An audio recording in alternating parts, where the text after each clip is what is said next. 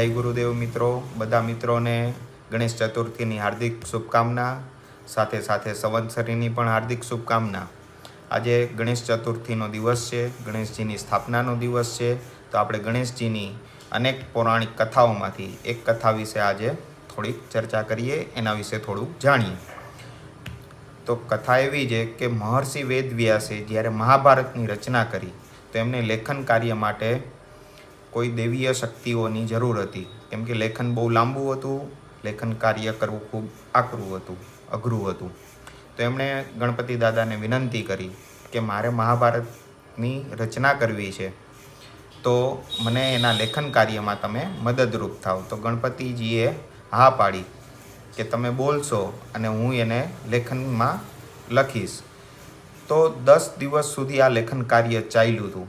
તો એ 10 દિવસ દરમિયાન ગણપતિજી સતત લખાણ કરતા હતા, તો એમના શરીરની ઉર્જા જે છે એ ખૂબ જ વધી ગઈ હતી। ઉર્જા વધવાથી શરીરમાં ગરમી આવતી હતી, એટલે એમના શરીરને ઠંડુ રાખવા માટે મહર્ષિ વેદવ્યાસે એમના શરીર ઉપર ભીની માટીનો લેપ કર્યો। જ્યારે મહાભારતનું લેખન કાર્ય પૂર્ણ થયું 10 દિવસ બાદ, તો જોયું તો ગણપતિ દાદાના શરીર ઉપર જે માટીનો લેપ કરેલો હતો એ ગરમીને હિસાબે એકદમ કોરું થઈ ચોંટી ગયો હતો।